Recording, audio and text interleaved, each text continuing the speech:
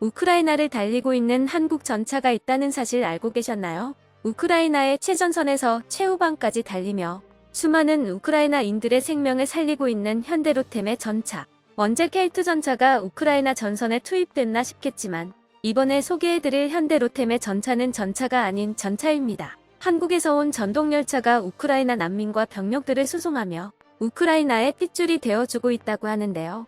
슬픔에 잠겨 피난길에 오른 우크라이나 난민들도 한국제 전차의 문이 열리자 그 순간만큼은 전쟁도 있고 감탄을 터뜨렸다고 합니다. 게다가 전쟁 초 수도가 함락되기 직전 현대로템 기술자들이 러시아의 폭격에도 물러나지 않아 많은 우크라이나인들의 생명을 살려 우크라이나의 깊은 감사를 받고 있다고 합니다. 우크라이나에서 K2 전차만큼이나 화제가 되고 있는 한국 전동열차에 대해 자세한 소식 알아보도록 하겠습니다.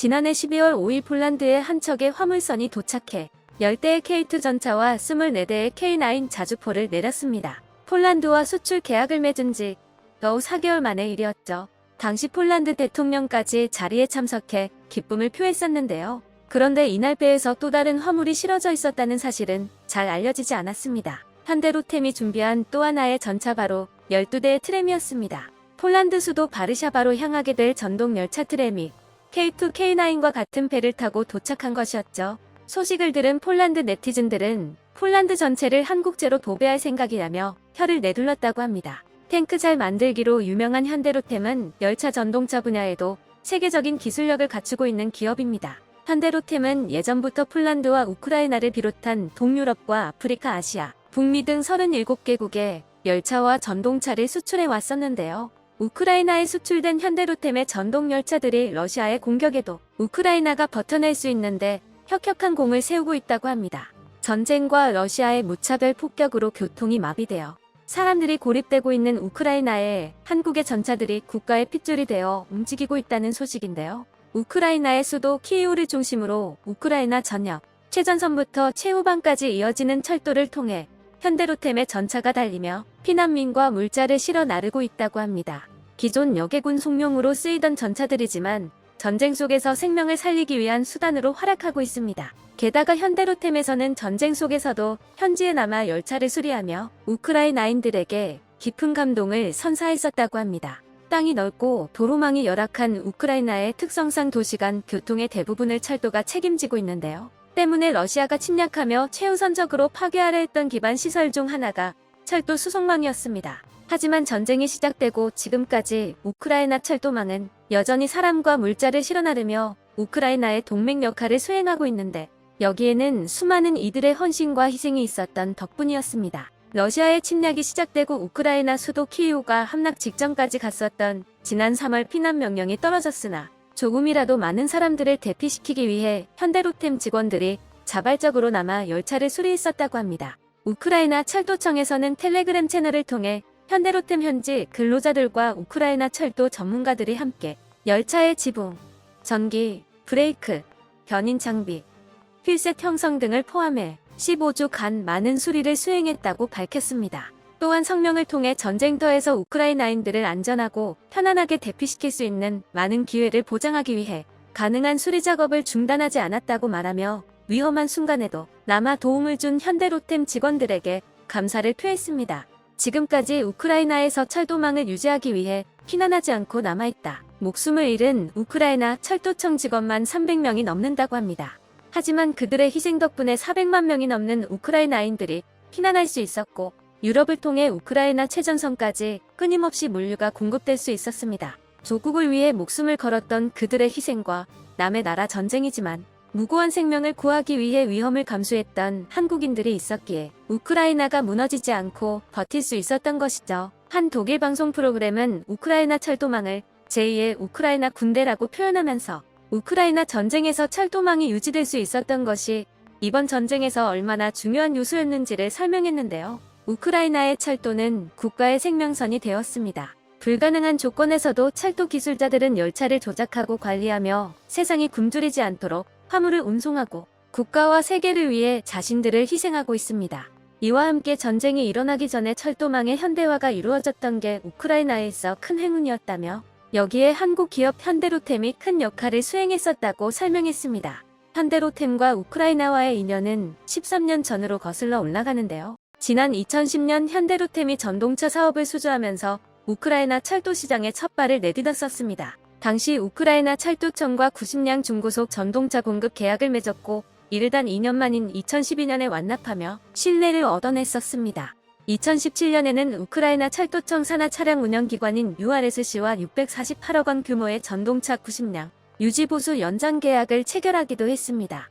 영하 30도의 폭설이 잦은 혹독한 겨울을 가지고 있는 우크라이나 기후의 특성상 철도 운영에 많은 에러 사항들이 발생하는데요. 만만치 않은 한국의 혹한에 익숙한 현대로템 기술진들은 운행 환경에 맞춰 장치별로 동절기 특별 점검 프로그램을 통해 우크라이나의 혹한에서도 이상 없이 열차가 운영되게 만들어 우크라이나 현지 철도 기술자들도 감탄하게 만들었다고 합니다. 기술력을 증명한 현대로템은 우크라이나 철도 현대화 사업의 선봉에 서게 되었는데요. 우크라이나의 수도 키이우를 시작으로 북동부 주요 도시 카리코프, 돈바스 최대 도시 도네츠크 등 우크라이나 3대 도시를 연결하는 구간에서 운영될 전동차를 공급하며 기존 낙후된 전동차를 최신 사양으로 교체하는 데 기여했었습니다. 당시 납기가 상당히 촉박했었지만 계약을 수주한 회사 중 유일하게 납기일보다 빠르게 전차를 납품한 기업은 현대로템뿐이었다고 하죠. 그리고 지난 2021년에는 우크라이나 철도 당국이 현대로템 전동차로 폴란드와 우크라이나 국경 연결에 나섰었는데요. 폴란드 국영철도 기업 PKP와의 공동협업을 통해 폴란드 프셰미실과 우크라이나 키이우까지 이어지는 철도가 열렸었습니다. 그리고 그 위를 현대로템에서 제작한 전동차가 달리며 두 나라 사이를 이어주었었죠. 전쟁이 발발한 지금 현대로템의 전동차는 승객 대신 폴란드에서 우크라이나로 향하는 군수물자를 실어 나르고 있다고 합니다. 우크라이나에서 신뢰를 보증받은 현대로템의 열차들은 수도 키이우를 중심으로 최전방인 쇼스타카에서부터 최후방인 리비우까지 물자와 인력을 실어 나르는 임무에 투입되고 있습니다. 또한 러시아의 침략에 집과 고향을 잃고 피난길에 오른 우크라이나인들을 위해 현대로템에서 제작한 최고급 열차 인터시티 플러스를 확대 운영하기로 결정했다고 하는데요. 인터시티 플러스는 열차 안에 온라인 도서관, 온라인 영화관과 최신식 카페까지 갖춘 최고급 여객 열차로 전쟁으로 깊은 상처를 입은 우크라이나 피난민들에게 한순간이라도 편안함을 제공하기 위해 우크라이나 전역을 누빌 예정입니다. 세계적으로는 방산 분야만큼이나 인정받고 있는 현대로템의 열차는 전 세계 수십 개 국가들에 수출되어 도시를 숨쉬게 만들고 있습니다. 현재 현대로템에서는 캐나다 토론토 지하철 사업 입찰에 심혈을 기울이고 있는데요. 사업 규모가 무려 3조 원에 달하는 대규모 프로젝트로 현대로템 외에도 프랑스, 중국, 일본 철도 회사에서 입찰에 참여하고 있습니다. 현지에서는 이미 캐나다에 2,600억 원 규모의 경전철 공급 사업을 도맡은 적이 있는 현대로템이 유리할 것으로 보고 있습니다. 방산뿐만 아니라 민간 분야에서도 맹활약하고 있는 현대로템이지만 역시 가장 잘 만드는 건 전장을 누비는 전차인 것 같은데요. 폴란드에 1차분이 도착한 지 얼마나 되었다고 K2 2차 물량이 이미 배에 실려 출발한 상황이라고 합니다. K3 3차분 역시 곧 폴란드로 향하게 될 예정이라고 하는데요. 해외 현대로템 관계자들도 제대로 들은 게 맞냐며 본사에 확인 전화를 걸었다고 할 정도로 놀라운 생산 속도를 보여주고 있습니다. 해외에서도 믿을 수 없다는 반응이 이어지고 있습니다. 한 일본 네티즌은 한국의 방산 스피드에 대해 이렇게 표현했습니다. K2 납품까지 얼마나 걸리겠습니까? 5년인가요? 평시라면 모르겠지만 지금은 조금. 4, 3, 2, 1.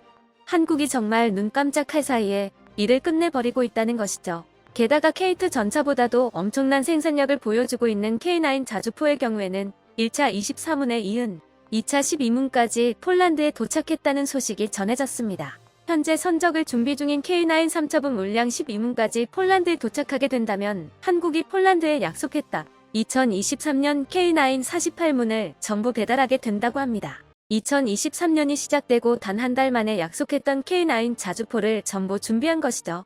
아무리 신속한 납품이 장기라고 하지만 이 정도면 한국군에서 쓰던 걸 빼돌린 게 아니냐는 소리까지 나오고 있는데요. 물론 폴란드에 도착한 K2, K9은 모두 공장에서 갓 나온 반짝거리는 신품이었습니다. 이렇게 신속한 납품의 품질까지 보증하니 폴란드나 우크라이나나 한국을 믿고 일을 맡길 수 있었던 것 같네요. 세상에서 가장 느린 걸 싫어하는 민족의 빠른 일 처리가 세계 평화에 기여하고 있습니다. 한국의 명성을 세계에 떨치고 있는 한국 기업의 활약상에 박수를 보내봅니다. 끝까지 시청해주셔서 감사합니다. 도움이 되셨다면 좋아요를, 다른 이야기도 궁금하시면 구독을 눌러주세요.